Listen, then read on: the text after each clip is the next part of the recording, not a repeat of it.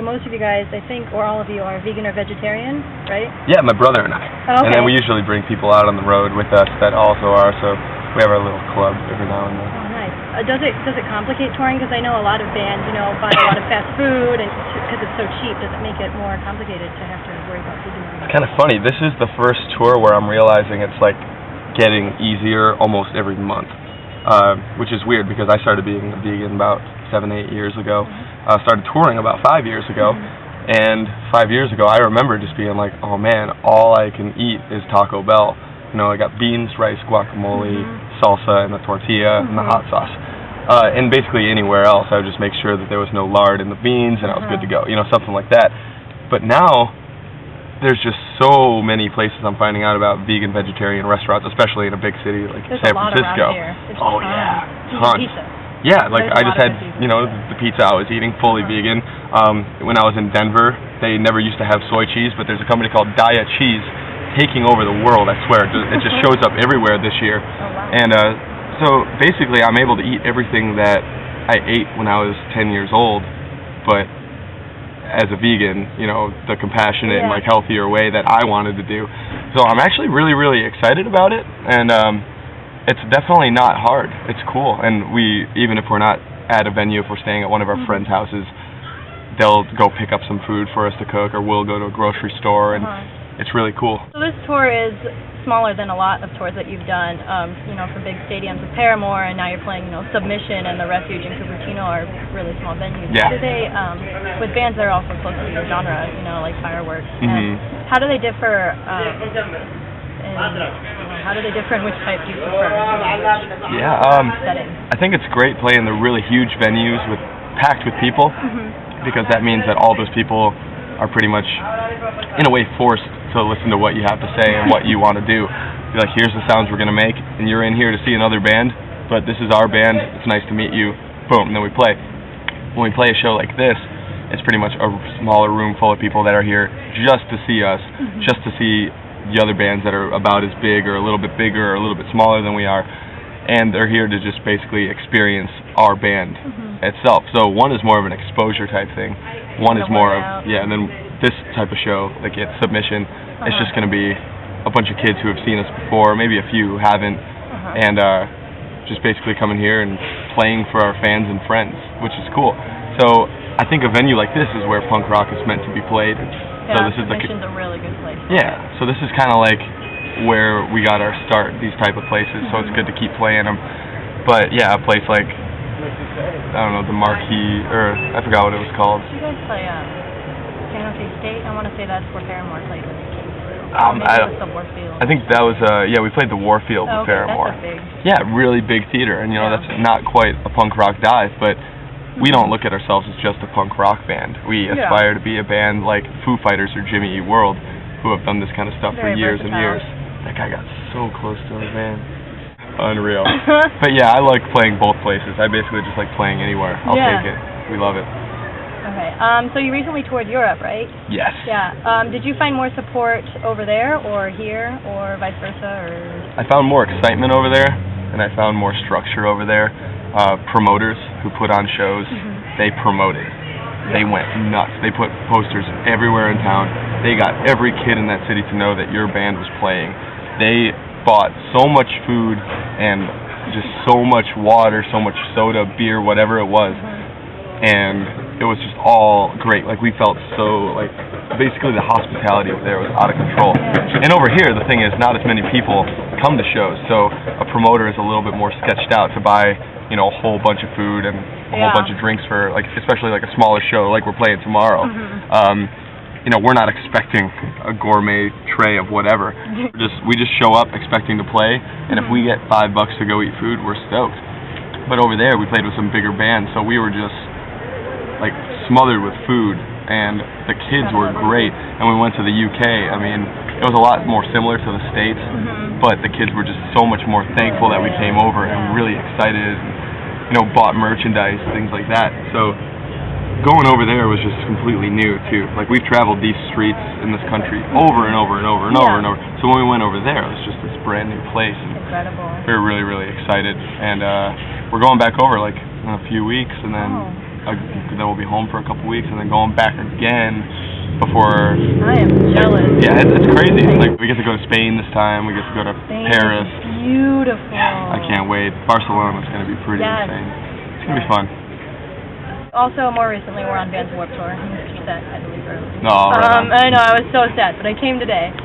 Was there like a transition period trying to get into the routine of this type of tour versus, the summer camp vibe of Warped Tour? Oh, man. Unfortunately, we weren't allowed a transition period. It was like, you wake up now, you load in now, Warped Tour starts now. And it was like, oh God, like, what do we do? So yeah, the cool part was we were in a tour bus, so we got to just drive overnight with the driver, go to sleep, and then just wake up in the morning in the next city. And which seems like it'd be such a crazy, awesome thing, and it really was. But we'd have to wake up right when the bus stopped, basically, and get to work. So from 8 a.m. to 8 p.m., we're hauling gear all day, playing, promoting, everything you could think of. It was really out of control. And even catering, I make it seem like a bummer waiting in line for free food, but it was that was rigorous too. Like, sometimes you would wait like an hour and a half in the blistering sun. Other times you just walk right on up, get this amazing food. So the food saved us on Warped Tour. The friends saved us. Like you said, punk rock summer camp. Literally, you step out of your cabin or your bunk and you see all your buddies. Hey guys, good morning. Yeah, it seems like it'd be really sick. Great time, and I hope we get to do it again and again, and maybe we'll learn a few more things and just survive a little bit better, because it was out of control. Like, having to promote ourselves, we might have been one of the most. And I can say this because we worked our asses off. One of the most hard-working bands on the Vans Warped Tour. Because we were out there hustling our own merchandise, holding up signs, passing out flyers, and we had street team helpers too. But yeah, I would like walk into the production office, just sunburnt, sweating, dirty, holding like flyers, and be like, all right, I have to do my interviews now, because every day you had to do some interviews and some press. And they would just be like, man, you are always a mess. And they're like, that's good, So we know what we have to do, and next year we'll know how to do it even better. It's pretty cool. Was there also, a transition going from Warped Tour to like this tour, or was it more of just the same? Because I know you have to. Different. It was a lot more just like, all right, get back in the van. That was it. It was like, get in the van. Oh, I hope it doesn't smell bad in there. I actually vacuumed the van for quite a while before we left. There was a problem. We went to Europe. Like I was talking about earlier. We came home to our van. Something had been growing in here. It was some kind of food or some kind of mold, some kind of rain damage, something. Oh, no. So we did a 2-week tour with Crime and Stereo, and this time next year. And our van made us smell like just mold. No. It was like devastating. So eventually it went away, and I cleaned it up with some baking soda, like odor remover type stuff. And so now it smells like a van. Yeah. It smells like some people have slept in here. You guys just signed to Fueled by Ramen family somewhat recently. Did you ever imagine this happening? No. What's it like to know that you pretty much made it? Basically, signing to Fueled by Ramen was something that was cool in like 2003, because they had a bunch of punk rock bands. Then come around 2006, 2005, they had Fall Out Boy, Panic at the Disco, and we were like, why would we sign to a label that has these kind of bands? And then like Paramore just exploded, and like the thing was like, I can dig Fall Out Boy, I can dig Panic at the Disco, but I really liked Paramore. I'm like, wow, they're really doing some great stuff. And then when we were sending out all of our stuff to a couple different labels, Fueled by Ramen was the one label that we were like, whatever, they're not even going to listen to us, but they were the first ones to get back to us. It was really, really cool. I've heard your Fire Away video was relatively low budget, compared to most videos. And I don't really believe it, because it's incredible. Yeah, it looks really theatrical. Do you want to explain how you made it in the process and how it looks so good? Well, we got this hunk of a model/actor, and that just happened to be our guitar player's brother, Michael Collins. So that was free, He just wanted to be in a music video, being a hunk, and we were like, cool, do it. And the guy who did the video, all the filming, was Mike Berlucci, who's just our longtime friend. And the guy who directed it was his friend, Anthony Garth, and he basically did a lot of like old White Stripes videos and like the Michigan, like pure Michigan, like Visit Michigan commercials. Oh, yeah. So he did some really cool, like cinematic looking stuff. And everybody else who helped on the scenes, behind the scenes, were all our friends or just people who worked for free, just trying to get some experience.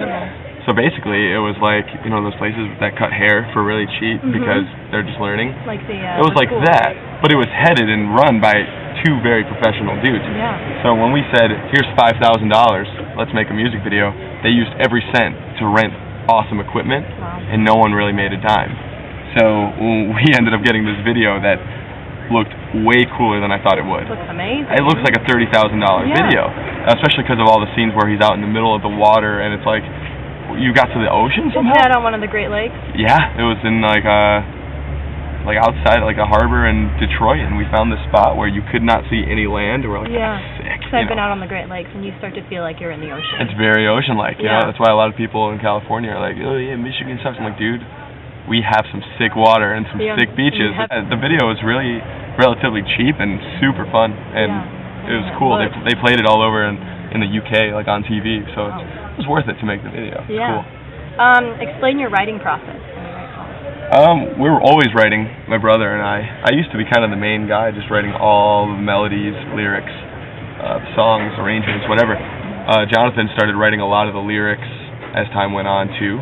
You know, we split it like 50-50 for the last record. And then this new record, we're still doing like 50-50 on lyrics. Like I'll write entire songs, he'll write entire songs, and he's a drummer, but he's picking up guitars now and like figuring out how to play stuff. He's like, this sounds sweet, let's make a song that sounds like this. So I was pretty pumped, and we got a bunch of stuff in the works and getting ready for record number 2 on Fueled by Ramen at some point. Very excited. So you don't, just have scheduled writing times, you just kind of write whenever anything comes to mind, or do you, set a time and say, let's write some stuff right now? It's pretty much just, we get together and we'll just start jamming stuff out, and if a song happens, it happens. Sometimes we'll just play our older songs that we have written, like our new stuff that we already wrote, just to try to fix it up, and sometimes in the middle of the night we'll just be by ourselves playing acoustic guitar, and then we'll text each other even though we're in the same house and just be like, let's play, and then we'll show up and just start playing music. We write almost everything on acoustic guitars, which is cool, because we'll have these songs written on acoustic guitars, and then we'll go demo something with real instruments and be like, whoa, this is way cooler than we thought it would be. I can't say. So now I have you ever read the book Sex, Drugs, and Cocoa Puffs? I have not. They have this question, he has this question section in the middle with like 23 questions he has to ask everybody he meets. And so I have to ask, every time I do an interview, I have to ask a question from that book, just to, mix things up, and I chose the shortest one to make it a little easier. So you have won a prize. The prize has 2 options, and you can choose either, but not both. The first option is a year in Europe with a monthly stipend of $2,000. The second option is 10 minutes on the moon. Which do you choose? I'd probably do the 10 minutes on the moon. It's like, been to Europe, bought stuff in Europe, and one thing that I realized is that everybody wants to go somewhere else, you know what I mean? There's kids, like, and being on Facebook or Twitter or whatever in my hometown, reading what people say, like, I hate this place, everyone is just going to live and die here and just be white trash, and they need to go to a new town and experience new things and do something. And then I'm the guy who's like, dude, I've been everywhere. Yeah. I've done a lot of things, and it's not tooting my own horn, it's my job. I travel. So I tell them, they're always like, there's a bar in my town called Snappers, right? And it's like this, basically all the lame wads go there, but everyone still goes there. Like all like the kids who think they're cool still will go there because it's the only place. And they're like, oh yeah, it's like life doesn't revolve around Snappers. You need to go out to like New York City or go out to LA. It's like, dude, LA's gonna have a Snappers too. They're gonna have a bunch of douchebags too. And basically that was my whole thing. Like the grass, the grass is always greener, they say, right? But the grass is the same everywhere. It's just a new place. Life is buildings and people. People are always gonna suck, and buildings are gonna have a couple walls. So if I can just say I've been to the moon even for 10 minutes, that's one more story to tell my grandkids, and not be like, oh yeah, I went to Europe. Yeah, they spoke different languages and had some different food, and that's about it. Like people expect to go to Europe, backpack, and like change their lives and find themselves. Like, no, you're just gonna find some new scenery. It's gonna be cool. That's about it. Like, it's beautiful. I would rather look at Europe than look at here all the time. But I don't mean San Francisco. I mean, like, where I'm from, San Francisco is awesome. Going to the moon, that's just one more tally mark on a place I've been, and that'd be sick. I like that. Just, basically, if I'm not going to make millions of dollars doing what I'm doing now, I'm going to be able to have some cool stories to tell my grandkids. And it might happen one day, you never know. With the way technology's going, I'll probably be 80, and it'll be like $200 to go fly to the moon for 20 minutes. We'll see. That'd be pretty cool. This has been Nick from the Swellers, and we have a record called Ups and Downsizing, and I think you should check it out. We're always on tour, and we're never stopping. Thank you. All right.